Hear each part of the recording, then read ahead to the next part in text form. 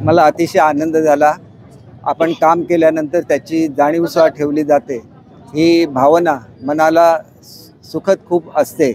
आणि हे सगळे टप्पा अनुदानातील शिक्षक आहेत। जवळजवळ 70,000 शिक्षकांना एका वेळेला टप्पा अनुदान देण्यात आलं।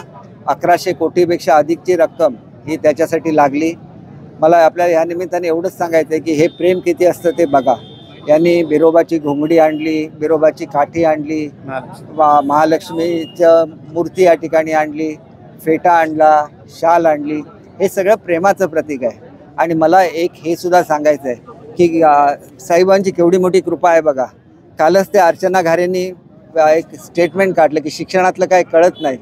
शिक्षणासाठी मी काय करतो याचं प्रतीक हे तुमच्या समोर आहे, हे प्रेम तुमच्या समोर आहे। आणि हे प्रेम हे केवळ शिक्षकांचं नाही, विद्यार्थ्यांचं सुद्धा मी मिळवलं आहे। आणि आमूलाग्र असे बदल शिक्षण विभागामध्ये केलेले आहेत। माझ्यावर जी जबाबदारी आदरणीय शिंदे साहेबांनी, फडणवीस साहेबांनी सोपवली ती मी चोखपणे त्या ठिकाणी बजावलेली आहे। आणि त्याच्यामुळे हे केवळ आपल्याला फक्त एक भाग दिसतोय शिक्षणाचा। आता 2 कोटी मुलं माझ्याकडे शिकतात, 7.5 लाख शिक्षक माझ्या डिपार्टमेंटमध्ये काम करतात।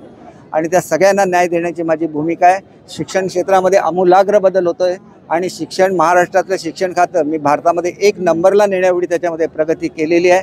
आणि तेच मला वाटतं की कोकणवासियांची शक्ती आहे। कोकणाने हे आम्हाला शिकवलं की जे काय काम दिलं ते चोखपणे करायचं, लोकांवर प्रेम करायचं आणि लोकांना न्याय द्यायचा। आणि महाराष्ट्रातल्या जनतेला न्याय एक कोकणमधला मनुष्य देऊ शकला ह्याचा अभिमान माझ्या मतदारसंघातील प्रत्येक नागरिकांना असतो। आणि म्हणून एक गोष्ट लक्षात ठेवा की आमची नेहमी कोकणातली लढाई ही प्रेमाची असते, समृद्धीची असते। आणि ती लढाई तशीच महाराष्ट्रभर कायम राहील याची मी आपल्या सर्वांना खात्री देतो। एक गोष्ट लक्षात घ्या की उद्धव साहेबांना सुद्धा मी पूर्णपणे आदर दिलेला आहे, सन्मान दिलेला आहे। पण तो सन्मानसुद्धा स्वीकारायची त्यांची तयारी पाहिजे। ज्या वेळेला महायुतीची सत्ता महाराष्ट्रातून गेली आणि महाविकास आघाडी ज्या वेळेला शिवसेनेला संपवायला निघाली, हिंदुत्वाचा विचार संपायला लागला, त्यावेळेला मी मोदी साहेबांची आणि उद्धव साहेबांची मीटिंग घडवून आणली। एवढा जो मनुष्य तुमच्यासाठी करू शकतो त्याच्याबद्दल थोडी तरी जाण ठेवली पाहिजे। महायुतीचं सरकार महाराष्ट्रामध्ये येण्याचं त्यावेळेलाच नक्की ठरलेलं होतं। केवळ मुख्यमंत्री पदावरून पुन्हा एकदा घोळ झाला आणि ते येऊ शकलं नाही। आणि त्यावेळेला जी मीटिंग झाली मला आजसुद्धा आठवणीत आहे की त्यावेळेला मला उद्धव साहेब सहज आम्ही बसलेलो होतो मातोश्रीवर, त्यावेळेला त्यांनी मला म्हटलेलं होतं की उद्या महायुतीचं सरकार येणार आणि त्याच्यामध्ये तुम्ही मंत्री होणार। त्यावेळेला मी त्यांना स्पष्ट शब्दात सांगितलं आहे मी तुमच्या हाताखाली कधी मंत्रिपद स्वीकारणार नाही, कारण मी एवढं चांगलं काम करूनसुद्धा तुम्ही मला त्या पदावरून काढलं, हा माझ्या सावंतवाडीच्या जनतेचा अपमान आहे। आणि मी एक स्वाभिमानी नेता आहे, मंत्रिपदासाठी विकत जाणारा मी बिलकुल मनुष्य नाही। आणि त्याच्यामुळे त्यांनी एवढं लक्षात ठेवलं पाहिजे की जो तुमच्यासाठी एवढं करतो, शिवसेना जवळजवळ संपायला आली होती सिंधुदुर्ग जिल्ह्यातली, त्याला मी पुन्हा पुनर्जीवित केलं। आणि तुम्ही माझ्याबद्दलच बोलता, तुमची मी भेट घडवून आणली।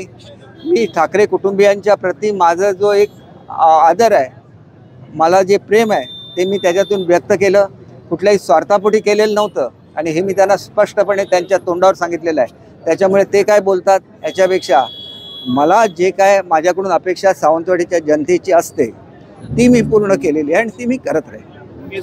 शिक्षकांचे सगळे प्रश्न मी सोडवलेले आहेत, टप्पा अनुदान सोडवलेलं आहे। शिक्षकांचा एक प्रश्न आहे तो तुम्ही मला शिकवायला पाहिजे का पाटील सर, मला माहिती आहे ना, जो जुन्या पेन्शन योजनेचा का सुप्रीम कोर्टामध्ये केस पेंडिंग आहे त्याच्यामध्ये कशा तऱ्हेने मार्ग काढता येईल याच्यासाठी मुख्यमंत्री महोदयांनी कमिटी नेमलेली आहे। आणि त्या कमिटीचा अहवाल आला की याच्यामधून सुद्धा निश्चितपणे मार्ग निघेल याची मला खात्री आहे। आणि त्याच्यामुळे शिक्षकांचे आता ह्याच्यापुढे कुठलेही प्रश्न पेंडिंग राहणार नाहीत, कारण जर गुरुजन त्या ठिकाणी खुश असतील तर मग ते मुलांना चांगला न्याय देऊ शकतात। आणि ही भूमिका घेऊन मी सर्वात प्रथम टप्पा अनुदानाचा प्रश्न जर सोडवला, त्याच्याबरोबर शिक्षक भरती मोठ्या प्रमाणात केली, केंद्र प्रमुखांची भरती मोठ्या प्रमाणात केलेली आहे, वेगवेगळ्या तऱ्हेच्या सुविधा दिलेल्या आहेत। कला क्रीडा शिक्षकांच्यासाठी एकत्रित क्लब करून त्याची संख्या धरून कला क्रीडा शिक्षक देण्याचं मान्य केलेलं आहे। जे अपंग समायोजित शिक्षक असतात त्यांना परमनंट केलेलं आहे। आणि विशेषतः लायब्ररीचं अनुदान असतं, लायब्ररीचं अनुदान असतं, लॅब असिस्टंटचं अनुदान असतं, हे जवळजवळ 10 पटीने वाढवलेलं आहे। जेवढं काय मला करता येतं त्याच्यानंतर आपल्याकडे शिक्षक सेवक आहेत त्यांचं जे मानधन आहे 2, 4, 6 हजारातून 16, 18, 20 हजार रुपये केलेलं आहे। त्यांनासुद्धा न्याय देण्याच्या दृष्टीने लवकरच त्यांचं जे 3 वर्षाची मुदत आहे ही कमी करता येईल का, याच्याबद्दल मी डिपार्टमेंटला अभ्यास करायला सांगितलेला आहे. आणि त्यांना सुद्धा न्याय, कारण मधल्या काळामध्ये शिक्षकांची भरतीच झालेली नव्हती, त्यामुळे अनेक शिक्षकांची वयं वाढलेली आहेत. आणि एक स्पेशल केस म्हणून फक्त या बॅच पुरता असा निर्णय घेता येत असेल तर तो निश्चितपणे घेतला जाईल. करारा जबाब उद्धव साहेबांना द्यायला राणेसाहेब पुरेसे आहेत. आमचे मुख्यमंत्री हे संपूर्ण महाराष्ट्राचे मुख्यमंत्री आहेत. उद्धव साहेबांबरोबर बोलत बसत नाही, ते जनतेला न्याय देतात. माझी लाडकी बहीण योजना काढली, त्या ठिकाणी अन्नपूर्णा योजना काढली, महिलांचं शिक्षण मोफत केलं, आपल्या वृद्ध जे आमचे नागरिक आहेत, ज्येष्ठ नागरिक आहेत, त्यांना पेन्शन सुरू केली, त्यांना तीर्थयात्राची सवलत त्या ठिकाणी मिळवून दिली, युवकांसाठी 6,000, 8,000, 10,000 स्टायपेंड सुरू केलं. त्यांच्याकडे राजकारण हा विषय नसतो. राजकारण हा विषय उद्धव साहेबांपुरता मर्यादित आहे.